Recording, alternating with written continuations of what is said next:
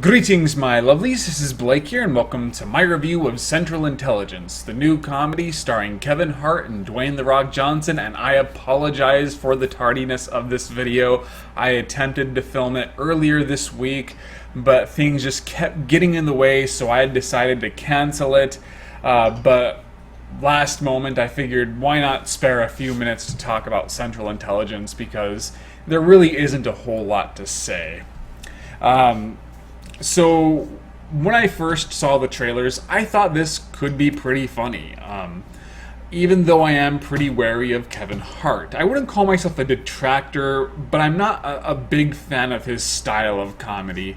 I've heard that he has delivered some good films, but it seems like I'm too busy watching the likes of Ride Along or Get Hard, not the finest examples of his works. So, his presence concerned me, but still, I really do like Dwayne "The Rock" Johnson, and I always love seeing him in these more goofball comedic roles. So I had hope, and really, the film turned out to be about as good as I expected it to be. It's not great. It's not going to appear anywhere near my favorite films of 2016 list. At least I hope not. This really hasn't been a good year so far, so you never really know. I don't think this is a particularly memorable comedy.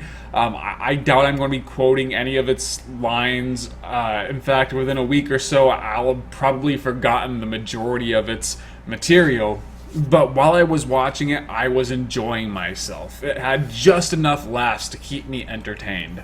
And I think the reason why it works above everything is Dwayne Johnson and Kevin Hart just have great chemistry together. The way they deliver their lines, the body language, they just play off of each other so well, and it made all of their interactions so engaging. And they even managed to make some unfunny content actually workable.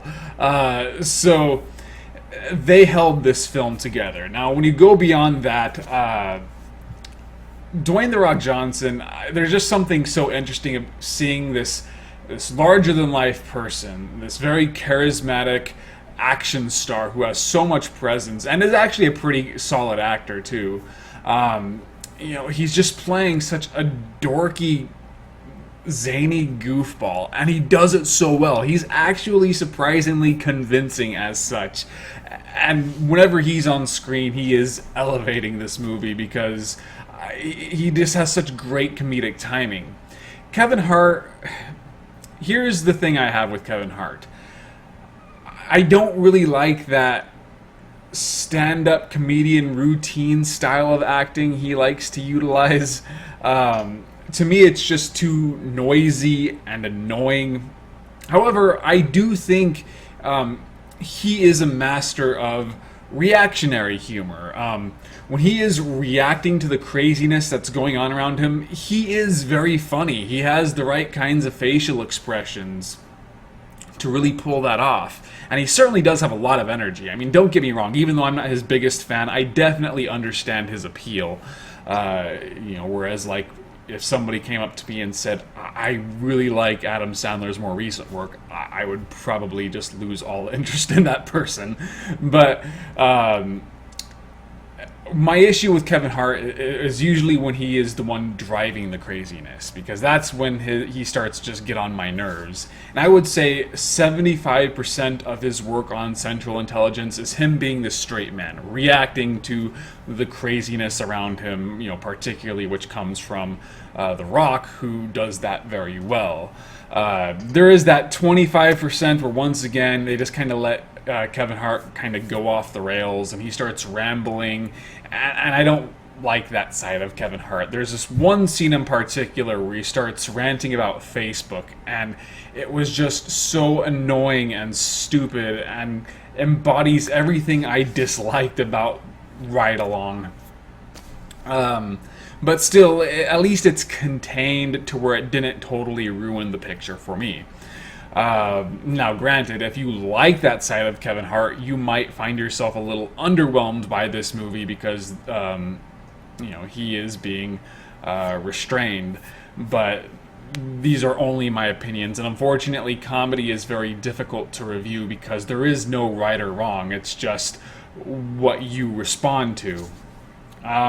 Plot-wise, very predictable. You will see every twist coming a mile away, and I even think the film sort of knows this going in, because there's this one actor who shows up and you're like, well, okay, this character is obviously going to be the villain, because why else would they cast this person in this role? But just based on the way like he's acting in that scene, it's like the movie is more than aware of how predictable it is.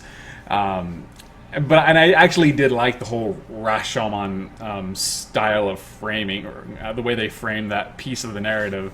That did get a good laugh out of me. And like I said, there are some really funny moments. Will I remember these moments?